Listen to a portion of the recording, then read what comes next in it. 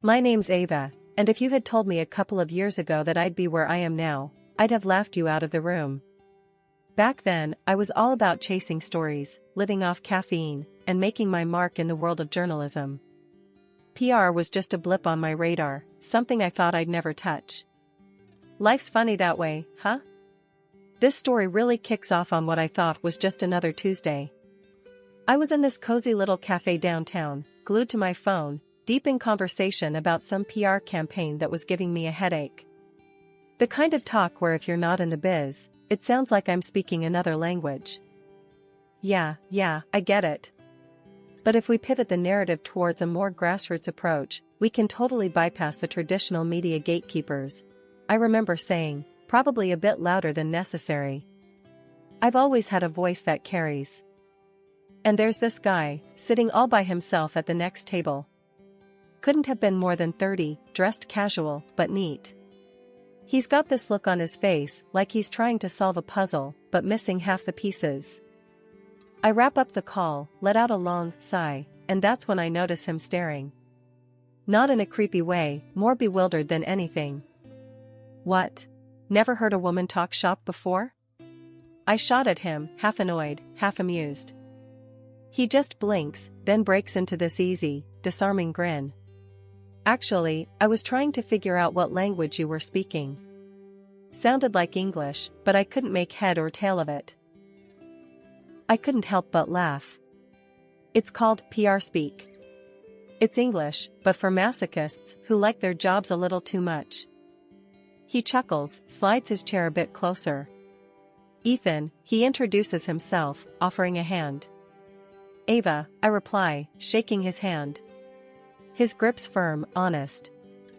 So, Ava, you always talk about work like it's some kind of secret society, he teases, taking a sip of his coffee. Only when it scares the normals away. I quip back. We both laugh, and just like that, the ice isn't just broken, it's shattered. Ethan's got a way of making you feel like you're the only two people in the room. He listens like the words you're saying are the most important thing in the world. We talked about everything and nothing, work, music, the latest series binge. It was easy, comfortable. Before I knew it, hours had passed. He's telling me about his job as a plumbing wholesale manager, which, honestly, I didn't even know was a thing. But he talks about it with this passion, this genuine love for something so mundane. It was refreshing. You actually enjoy talking about pipes and fittings? I ask, raising an eyebrow. As much as you enjoy pivoting narratives, he shoots back, and we're in stitches again. By the time we part ways, it's late. The cafe staff are politely, but pointedly, stacking chairs on tables around us. Ethan scribbles his number on a napkin, slides it across the table. Call me, maybe, he says, a playful challenge in his eyes. Maybe, I mimic, tucking the napkin into my purse. Walking home, I couldn't shake the grin off my face. Little did I know, that random Tuesday in a random cafe would lead me here. Ethan and I, we clicked. It wasn't just attraction, it was like finding a piece of yourself you didn't know was missing. Fast forward a bit, and Ethan and I are knee-deep in what can only be described as the chaos of wedding planning. If you've never planned a wedding, let me tell you, it's like trying to juggle cats. And not just any cats, but cats that are on fire and extremely opinionated about floral arrangements and seating charts. I don't get it, Ethan said one evening, scratching his head as we looked over our ever-growing guest list. I thought you'd be all about having a big blowout wedding. You know, the kind where you need to hire a second city just to fit all the guests.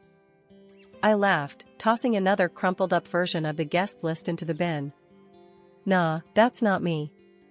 I've always dreamed of something small, you know? Just us, our families, and a handful of friends. I don't need a circus. Just something real, something us. Ethan looked at me, a mix of surprise and admiration in his eyes. You're full of surprises, Ava. Alright, let's do it your way. But we're not skimping on the cake, deal? Deal, I agreed, and just like that, our modest wedding plans were in motion. The day itself was a blur of laughter, happy tears, and way too much cake. Ethan was right about not skimping on that. Our families and a few close friends gathered in this quaint little venue we'd found. It was nothing fancy, but it was perfect for us. Ethan's mom, Sylvia, was there, of course. She was hard to read, always had been. But today, she seemed, well, if not exactly thrilled, at least not openly hostile to the whole affair. "You sure you don't want a bigger do, dear?" Sylvia asked me, as we were getting ready. Her tone was somewhere between concerned and condescending, a skill I reckon she'd perfected over the years. "Ethan and I are sure, Sylvia. We wanted it to be intimate, just the people who matter most to us," I replied, keeping my voice steady and friendly. Was all she said, but she left it at that. I considered it a win. The ceremony was short and sweet. Ethan looked so handsome I thought my heart might burst right out of my chest. And when he said his vows, promising to love and cherish me through all the craziness life might throw our way, I believed him. Not because they were fancy words, but because they were true, spoken from the heart. After the ceremony, during the reception, Ethan's uncle, a burly man who'd had a bit too much to drink, clapped a heavy hand on Ethan's shoulder and slurred, "You two, you're good together." Not like some of these fancy folks with their big weddings, and even bigger divorces. Ethan grinned. "Thanks, Uncle Joe. We think so too." And then there was dancing.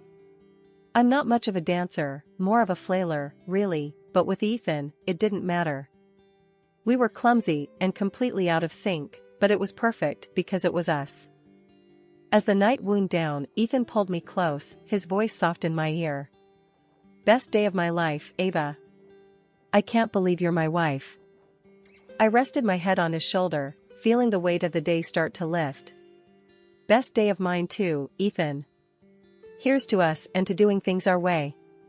After the wedding buzz settled down, Ethan and I got hit by a serious case of nest building. We were on the hunt for our perfect starter home, something cozy but with enough room to grow into. The weekends were spent scrolling through listings and hitting open houses. It was exciting but, damn, was it exhausting. One lazy Sunday afternoon, as we were knee-deep in house listings and mortgage calculators, Sylvia dropped by. She had this knack for popping up unannounced, like a sitcom neighbor without the laugh track. "Whatcha doing?" she asked, peering over our shoulders at the laptop screen, her tone casual, but eyes sharp. "House hunting," Ethan replied, not looking up. "We're thinking of buying."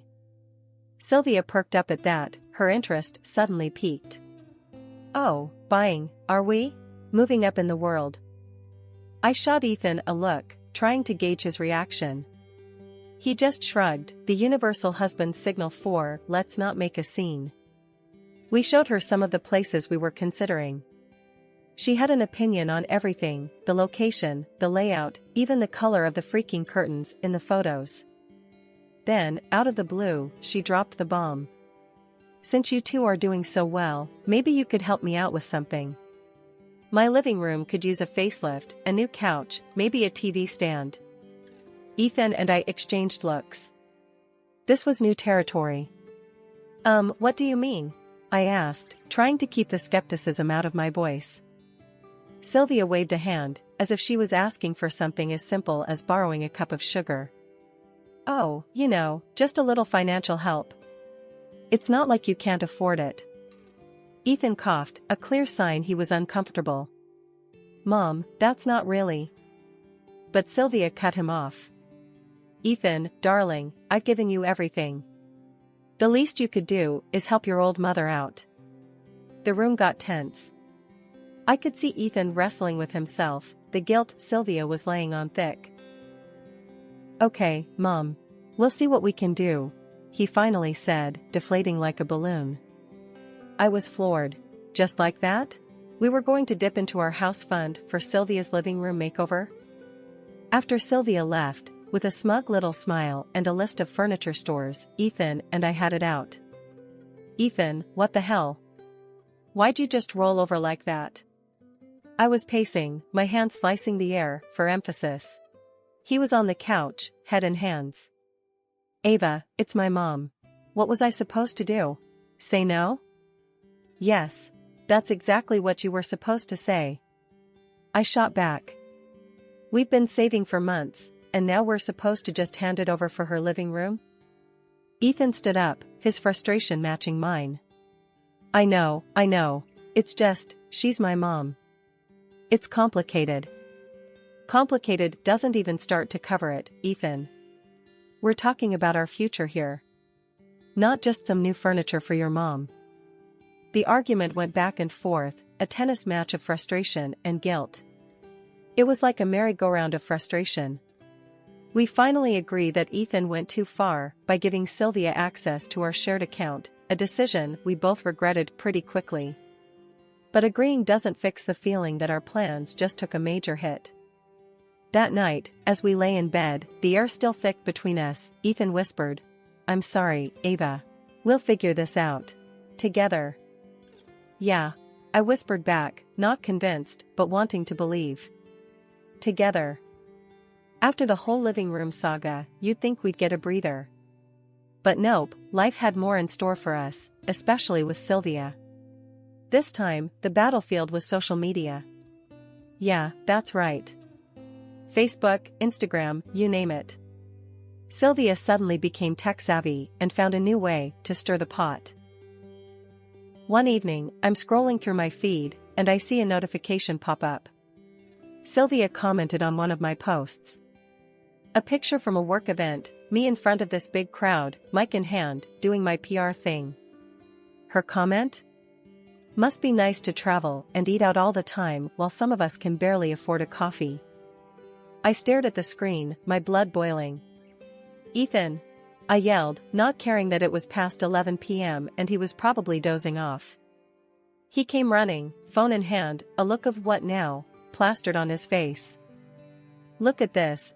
I shoved my phone in his face, pointing at Sylvia's comment. He squinted, read, and then let out a long sigh. Mom's at it again, huh? At it again? She's practically painting me as some sort of millionaire while she plays the poor, neglected mother. It's embarrassing, Ethan. I was pacing now, every word punctuated with a stab of my finger in the air, as if I could physically grab my frustration and fling it out the window. Ethan grabbed my shoulders, forcing me to look at him. Ava, let's just talk to her, okay? Maybe she doesn't realize. Doesn't realize? I snorted, pulling away. She knows exactly what she's doing. This is about that damn living room and Hawaii. I'll call her in the morning, Ethan promised, but we both knew it was a band-aid on a bullet wound. The next day, true to his word, Ethan called Sylvia.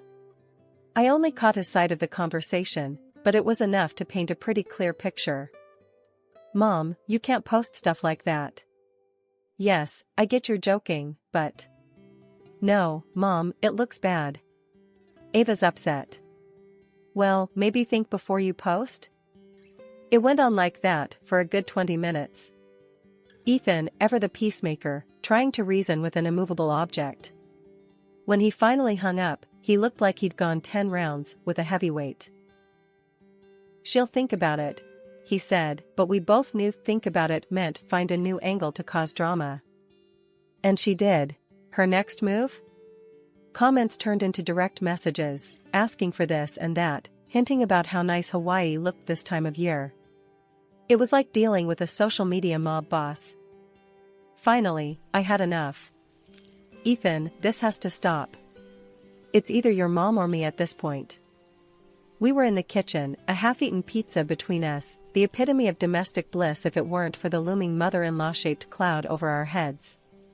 Ethan, ever the diplomat, sighed. Okay, I'll sort it. For real this time. But here's the kicker. Despite our grand plans of cutting off Sylvia's financial lifeline and blocking her online, we caved. Yeah, you heard me. We paid for Sylvia's damn trip to Hawaii. Why? Maybe it was guilt, maybe it was exhaustion, or maybe we just wanted a moment's peace. Whatever it was, it worked. Sylvia was over the moon, spending weeks packing and shopping for her tropical getaway as if she was fleeing the country. New clothes, new luggage, you name it. Ethan and I? We just went back to our lives, me to my work, him to his, both of us trying not to think about the dent in our savings. After Sylvia's trip from Hawaii, it felt like she had developed a taste for luxury, or at least, our money. It was like a switch had flipped. The ask started small, then got bigger and bolder. Ethan and I were her personal ATM, and she wasn't shy about making withdrawals. "Ethan, your mom's at it again," I grumbled one evening after dinner, waving my phone at him with the latest message from Sylvia, a thinly veiled request for a small loan for some new luxury she'd taken a fancy to. Ethan, bless him, looked like a man on the edge. "I know, Ava. I'll handle it," he sighed, scrubbing a hand down his face. "Handle it? How, Ethan?" "By saying, 'Please stop, Mom?' Because that's working out great so far," I snapped, frustration getting the better of me. He didn't respond right away, just stared at the table, jaw working. Finally, he looked up. "I'll talk to her. Seriously, this time. No more Mr. Nice Guy." And he did talk to her, or at least he tried. But Sylvia? She turned on the waterworks, painting herself as the victim, saying we didn't appreciate all she'd done for us. "I'll show you." She'd hissed through tears when Ethan stood his ground. At the time, we didn't know what she meant. We should have paid more attention. Fed up, I blocked her on every social platform I could. Out of sight, out of mind, I thought foolishly. If only it were that simple. The day she showed up at our house, flaunting those car keys, was like a scene from some twisted game show. "Look what I got." Sylvia beamed, as if she'd won an award rather than raided our savings. Ethan and I exchanged a look of horror. "Mom, how? Where did you get the money for this?" Ethan's voice was a mix of disbelief and dawning realization. Sylvia didn't even have the decency to pretend. "Oh, Ethan gave me access to your savings. Needed a new ride," she said, as casual as if she was talking about borrowing a cup of sugar. "Our house fund? You used our house fund?" My voice was barely a whisper, shock freezing the anger into a solid lump in my chest. Ethan's face went from pale to ash. We both knew what this meant, but seeing the numbers confirmed on our online banking was a gut punch. $260,000 gone. Just like that. Our dreams, our future, reduced to a pittance of $15,000. The fallout was nuclear. Ethan was in shock, repeating, "I didn't think she'd actually do it," like a mantra. Me? I went from furious to outright livid. "She played us, Ethan. Played us like a cheap fiddle." "We have to do something," Ethan said, the fight finally sparking in him. This is theft." "Yeah, and it's war," I added, my mind racing through our options. Legal action, cutting ties, confronting Sylvia, it was all on the table now. Ethan nodded, determination replacing the shock. "We'll get it back, Ava. Every penny." When the truth came out that Sylvia had plundered our savings, Ethan was beyond furious, he was incandescent with rage. "Mom, how could you? You've just steamrolled over every line of decency. Your gall it's indescribable." His words were like bullets, aimed straight at her heartlessness. But Sylvia? She just cackled, that awful sound that made my skin crawl. "Oh, Ethan, please. Ava's raking it in. You'll fill that house fund up again in no time," she said, dismissing our financial ruin like it was a minor inconvenience. That was the final straw for Ethan. "Out, now. And I'm suing you," he declared, his voice cold enough to freeze hell over. Her laughter at that moment was bitter, filled with scorn.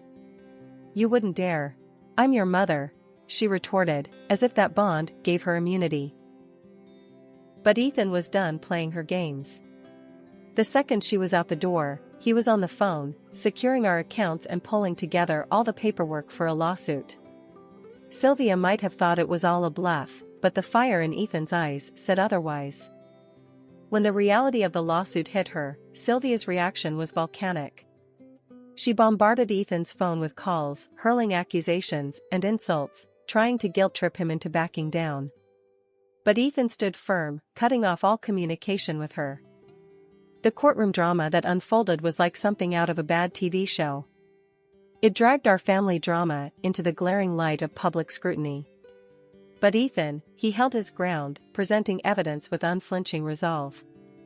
And when the judge finally made their ruling, it was like a weight was lifted off our shoulders. Sylvia was ordered to repay every single penny she had taken, starting with the flashy car she had bought to flaunt her theft. The fallout for Sylvia was swift and severe. She had to sell off everything, every luxury item she'd bought with our money, to pay us back. It was more than just a financial reckoning, it was a stark lesson in respect and boundaries. She had crossed a line, and now she was paying the price. For Ethan and me, it was a slow process of picking up the pieces. Watching our account slowly recover was a bittersweet victory. It was a harsh reminder of the ordeal we'd been through, but it also brought a sense of closure. It felt like, finally, we might be able to move forward, to rebuild our dreams on our terms, without the shadow of Sylvia's greed looming over us. After the whole legal mess with Sylvia, Ethan and I finally got to buy our dream house. It was small but beautiful, exactly what we'd been hoping for. I remember walking through each room over and over, still half in disbelief. After everything, our dream was real. We had our home. We decided to throw a housewarming party, even though the place was pretty much a big, empty box. No furniture, nothing. But that didn't stop us. Our friends came over, and we just embraced the emptiness. Sat on the floor, spread out some snacks and drinks, and had ourselves an Oriental-style housewarming. It was different, kind of funny, but amazing. Laughing and sharing stories on the bare floor, it hit me how much we'd gone through to get here. This empty house wasn't just a space, it was a testament to our resilience, our fight for a future we wanted. Sure, it was unconventional, but it was ours. And in that moment, with our friends around us, it felt like the fullest, richest place in the world. "Hey, this might not be the fanciest housewarming," I said, looking around at our friends. "But it's definitely the most memorable." Ethan caught my eye and grinned. "Who needs furniture when you've got good company, right?" Through the grapevine, those chats over fences or quick exchanges in the grocery store, we heard about Sylvia's latest chapter. It turned out, the consequences of her actions ran deeper than just our drama. Banks and credit companies, tired of waiting, had come knocking. She was drowning in debt, the kind that swallows you whole. Eventually, she was forced to sell her house, the one she filled with all those ill-gotten gains, and move into a modest apartment on the city's outskirts. "Ethan, you hear about your mom?" I asked one evening, the news still fresh on my mind. He sighed, a deep, weary sound. "Yeah, I did. Can't say I'm surprised, but..." His voice trailed off, lost in the complex web of emotions that comes with family. Part of me hoped this would be a wake-up call for Sylvia, a harsh lesson in responsibility and consequence. Maybe now she'll learn, right? About managing money, thinking ahead? Ethan just shook his head, looking out the window. "I hope so. I really do. But people don't change overnight." In our little home, life bloomed in unexpected ways. Our biggest news wasn't about Sylvia or the past, it was about the future. I was pregnant. The realization hit us with a mix of joy, awe, and a tiny bit of fear. We were going to be parents. "I'm reading everything I can get my hands on," I told Ethan, my nightstand a testament to my newfound obsession with parenting books. "But you know what? The most important thing I want to teach our kid isn't in these books." He looked curious. "Oh yeah? What's that?" "Thrift. And not just saving money, but understanding its value, respecting it." I was determined. Our child would learn from our past, from Sylvia's mistakes and our own. Ethan wrapped an arm around me, his smile warm. "I think that's perfect. We'll teach them about hard work, saving, and spending wisely. They'll grow up knowing how to manage their money, unlike..." He didn't need to finish. We both knew who he meant. Our little house, once a dream delayed by betrayal and greed, was now a home filled with love and soon, the laughter of our child. It was a fresh start, a promise that we'd do better, be better. And as for Sylvia, we both hoped that this might be the beginning of her own new chapter, one where she found her way out of the financial chaos she'd created. Life in our new home was good. It was real. And every day, it reminded us of where we'd been and where we were determined to go, not just for us, but for our growing family.